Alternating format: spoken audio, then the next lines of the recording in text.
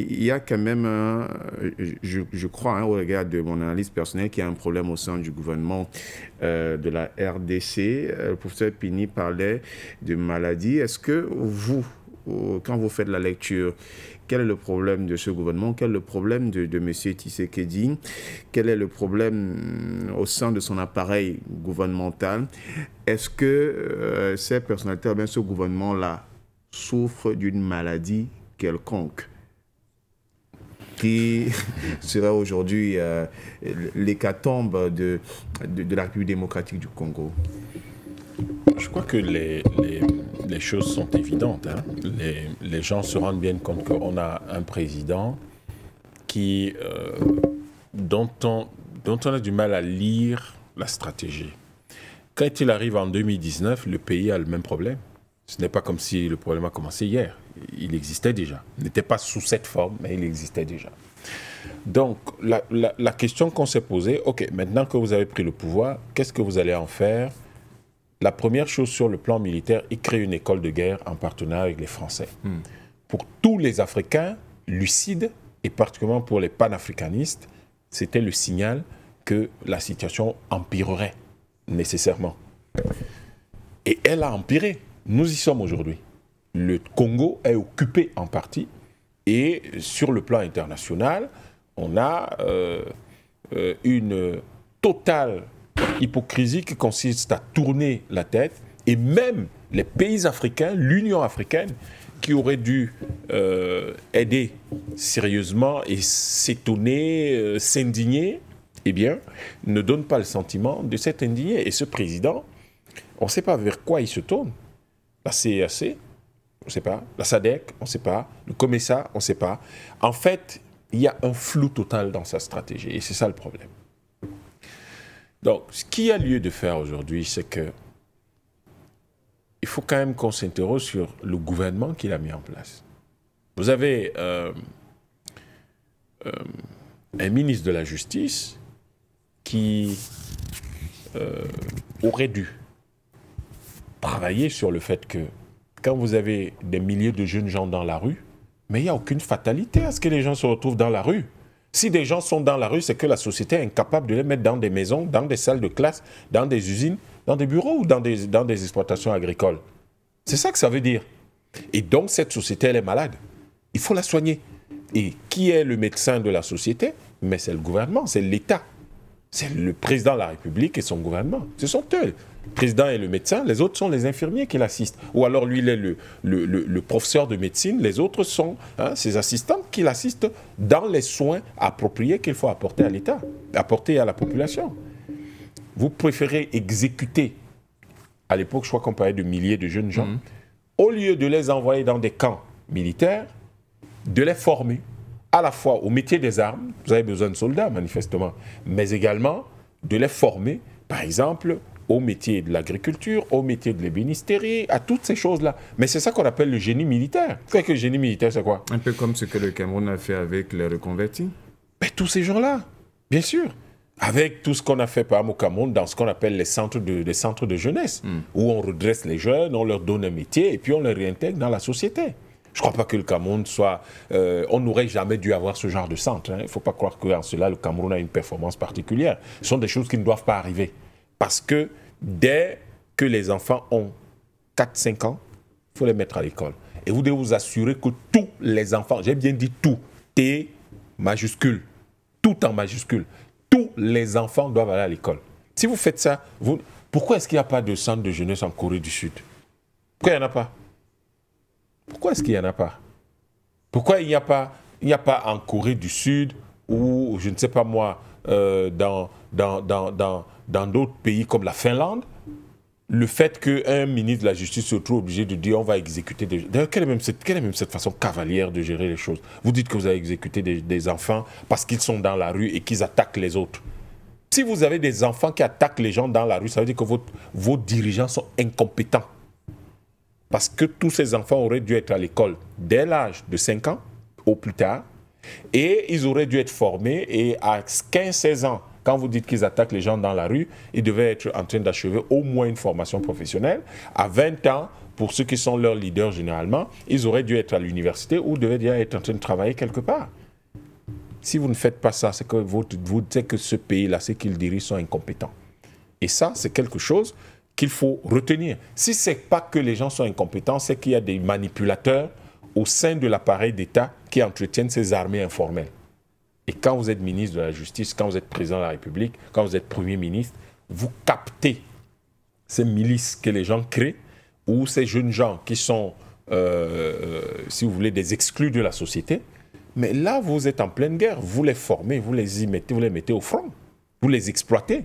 Ou alors, en arrière-plan, vous les formez et vous les mettez dans des exploitations agricoles pour qu'eux, ils puissent permettre d'approvisionner l'armée en nourriture.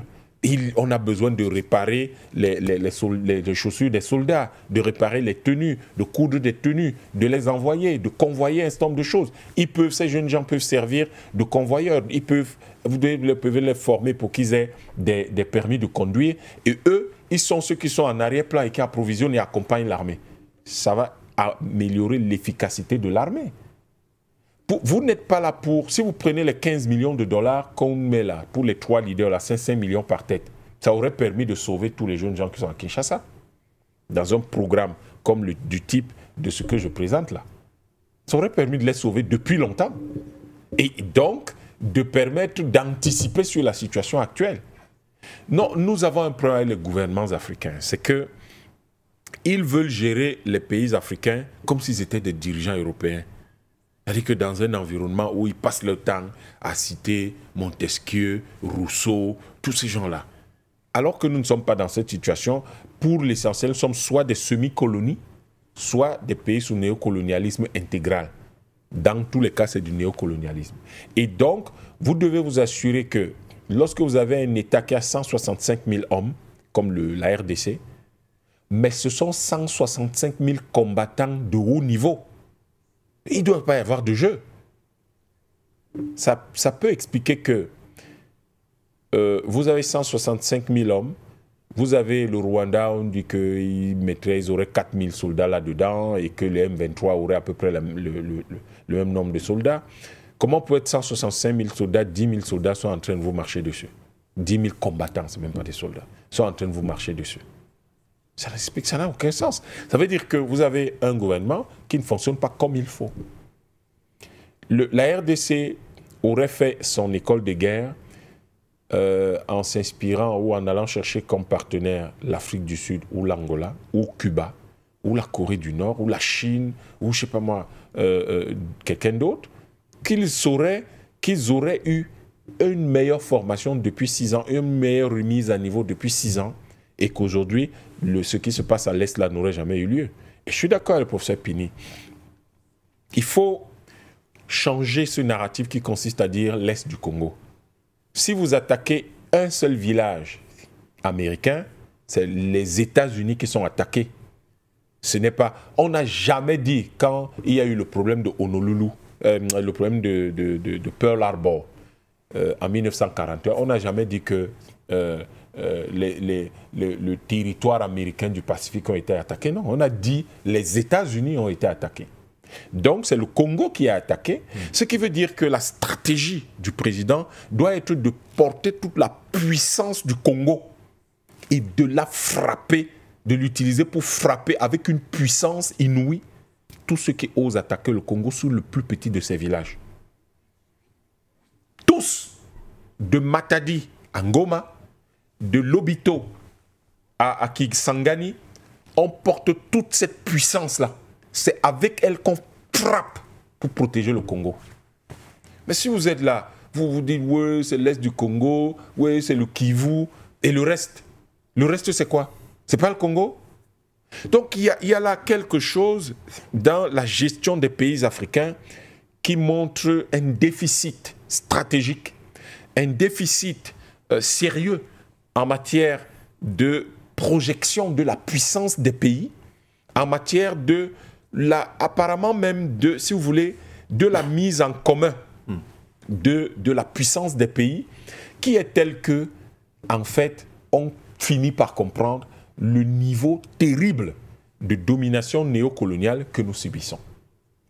Je suis toujours très gêné de constater que dans des pays, un pays qui a 150 millions d'habitants ou 120, 150 millions d'habitants officiellement, mais qui serait beaucoup plus près de 200 millions que de 100 millions d'habitants, parce que personne n'est allé compter les gens qui sont là-bas au fin fond des forêts de l'Équateur ou d'ailleurs, ou vers le Cabinda là-bas. Il faut aujourd'hui que le Congo joue son rôle. Le Congo aurait dit, quand le président Kabila est arrivé, ce que nous avons suggéré, nous avons proposé, c'était que le Congo s'asseye avec la CEAC. Et au sein de la CEAC, que ce problème avec le Rwanda soit réglé. Mais pour qu'on puisse régler ce problème, la CEAC ne peut plus continuer à exister sous sa forme actuelle. Parce que le Rwanda ne peut être manipulé que parce que la CEAC existe sous la forme d'un ramassis de petits États tel que ça existe là aujourd'hui et qu'elle est incapable de régler le moindre petit problème de la CEAC. Donc, il fallait que le Congo, mais il fallait un stratège à la tête du Congo qui soit à la hauteur, qui puisse se mettre et discuter avec des gens comme Lumumba. Mais là, on n'a pas cette hauteur-là. Et ce Congo, s'il avait fait asseoir les gens et si on avait eu un leader de cette trempe-là, de ce niveau-là, aurait appelé l'Angola, le Cameroun, d'abord au moins, parce que c'est les plus grands pays, et leur aurait dit, les gars, pour que nous puissions développer notre sous-région, il va falloir qu'on crée les États-Unis d'Afrique centrale. Au minimum, une confédération. Au minimum. Mais au mieux, une fédération. On crée une fédération, on dit, elle existe, ça nous fait près de 300 millions d'habitants, ça nous donne 7 millions de kilomètres carrés, et à l'intérieur de la fédération, on peut protéger le Rwanda. Parce que le Rwanda est victime de chantage international. N'allez pas croire que moi je serais d'accord qu'on ait coupé les têtes des Rwandais sous le prétexte qu'il y a le M23. Pas du tout. Ce n'est pas le Rwanda qui fait ça. Ce n'est pas le Rwanda, c'est les Européens et les Occidentaux qui organisent ça. Donc il faut protéger le Rwanda autant qu'il faut qu'on va protéger la RDC. Donc qu'est-ce qu'on fait? Il n'y a pas 10 000 solutions. La solution aujourd'hui au problème qu'on a au Congo, entre le Congo et le Rwanda, tout comme les problèmes qu'on a dans des zones comme le nord Cameroun à un moment donné, ou l'ouest du Cameroun, ou les problèmes qu'on a eu au nord du Tchad, ou les problèmes qu'on a eu à un moment donné qui ont failli éclater dans l'ouest du Congo-Brazzaville. Écoutez-moi les noms des pays africains, Congo-Brazzaville. Pour les distinguer, on a oublié de Congo-Brazzaville. Les Africains. Et les gens sont là, ils dirigent ces pays depuis une éternité et ne sont pas capables de bien distinguer tout ça. Donc, vous avez, pour régler ces problèmes, et pour sécuriser définitivement même un pays comme le Centrafrique, il nous faut ces États-Unis d'Afrique centrale.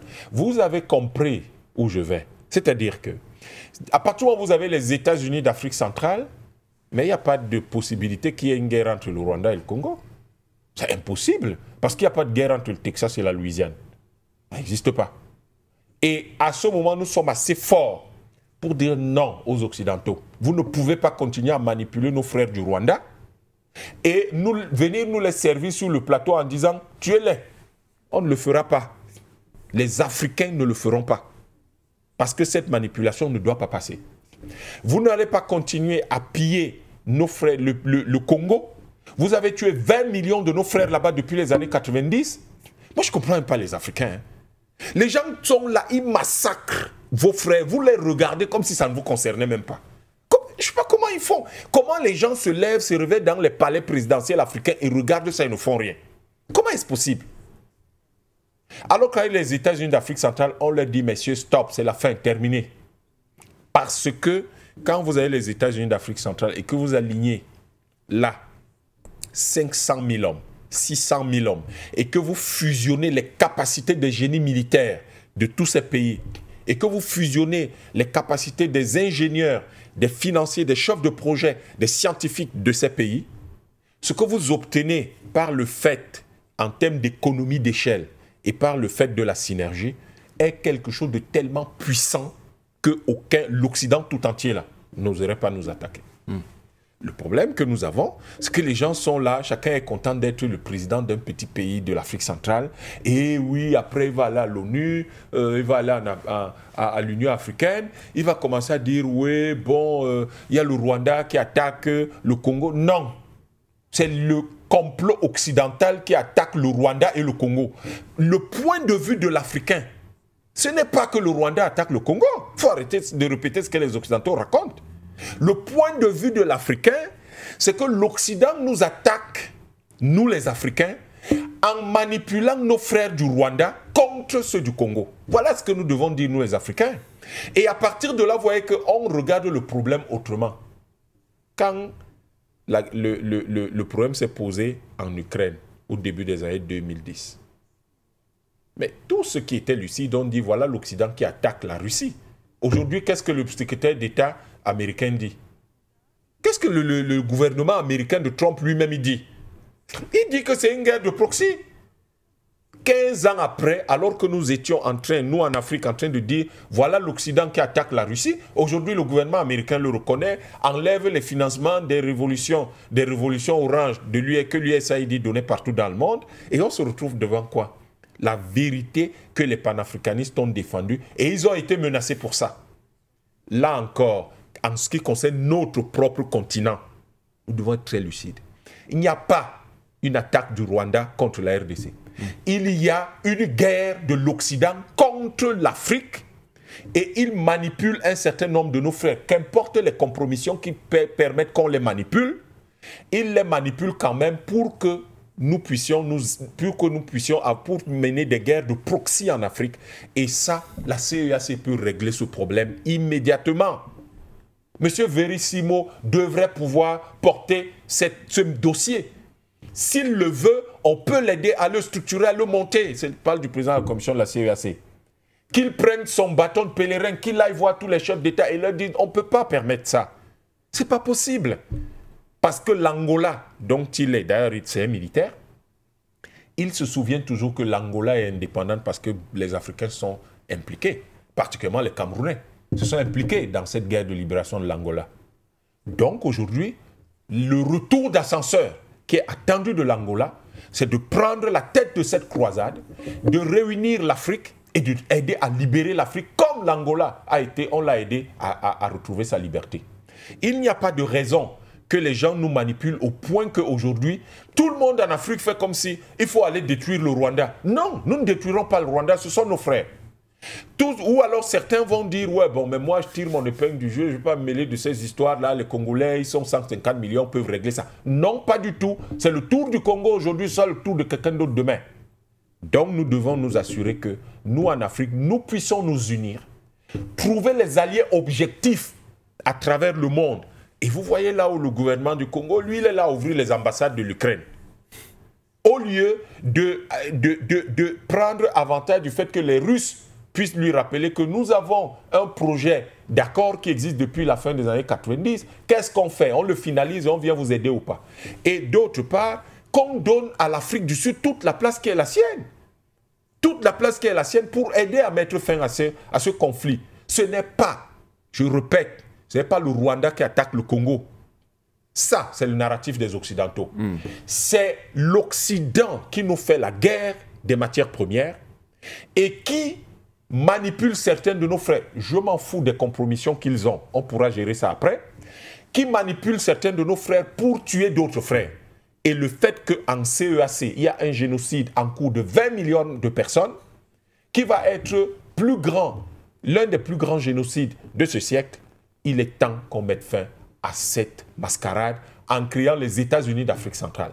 J'interpelle le président de la commission de la CEAC, le général Verissimo, de faire son travail et qu'il sache qu'il a toutes les ressources de l'Afrique centrale à sa disposition pour l'aider à faire son travail.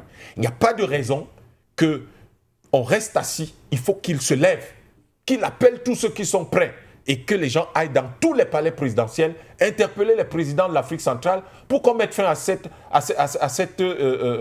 cette humiliation de l'Afrique centrale, parce que dans les capitales européennes et occidentales, on se moque de l'Afrique centrale. On dit, mais regardez, ils font comme s'ils ne se rendent pas compte qu'en réalité, c'est eux tous qui sont attaqués et ils ne réagissent pas Ils disent, ouais, c'est le Congo qui attaque le Rwanda attaque le Congo. Quel Rwanda attaque le Congo? Alors les Rwandais sont si idiots qu'ils ont pris sur eux de venir attaquer le Congo, de tuer leurs propres frères africains. Qu'importe les raisons pour lesquelles ils sont manipulés pour le faire. Notre rôle à nous, leurs frères africains, c'est de les sortir de cette manipulation, de les protéger et ainsi mettre fin à ce conflit totalement terrible, absolument terrible, qui a déjà tué 20 millions de nos frères. Je crois que l'appel est lancé et les panafricanistes ne peuvent pas laisser passer ça autrement que par cette solution. D'où, encore une fois, l'appel que nous avons lancé depuis tout à l'heure, qu'il y ait 10 000 dirigeants panafricanistes. Parce que ces dirigeants panafricanistes comprendront les enjeux réels des problèmes que nous avons en Afrique et se mettront au travail pour régler ce problème. On aurait 11 dirigeants panafricanistes en Afrique centrale dans la CEAC, que ce problème serait réglé depuis longtemps. Nous devons régler ce problème parce qu'il n'y a aucune raison que l'Occident continue à nous tenir comme ça. Le G7, c'est 480 millions d'habitants. L'Afrique centrale, CEAC, c'est 300 millions d'habitants. Comment on peut permettre que eux, qui sont à peine un peu plus nombreux que nous, puissent nous manipuler à ce point et puissent nous terroriser de cette façon-là? Est-ce que c'est le fait que, comment il s'appelle, le leader de l'AFC là? Corneille Nangaa. Est-ce que c'est le fait de tuer Corneille Nangaa qui règle le problème? Est-ce que c'est le fait de l'attraper qui règle le problème? Vous allez attraper Corneille Nangaa. Avant Corneille Nangaa, il y avait quelqu'un d'autre, non? Mais il y avait quelqu'un d'autre. Donc ils vont susciter quelqu'un d'autre et ils doivent une autre personne. Donc ce n'est pas ça le fond du problème. Il ne s'agit pas pour le gouvernement de RDC de dire on va attraper tel, on va attraper tel. Non. Il s'agit pour le président Tshisekedi de savoir que la RDC est le leader naturel de l'Afrique centrale. De se lever, de comprendre où il est et à quelle époque il vit, avec qui il vit. Qu'importe si les Occidentaux sont ses amis, il est temps à un moment.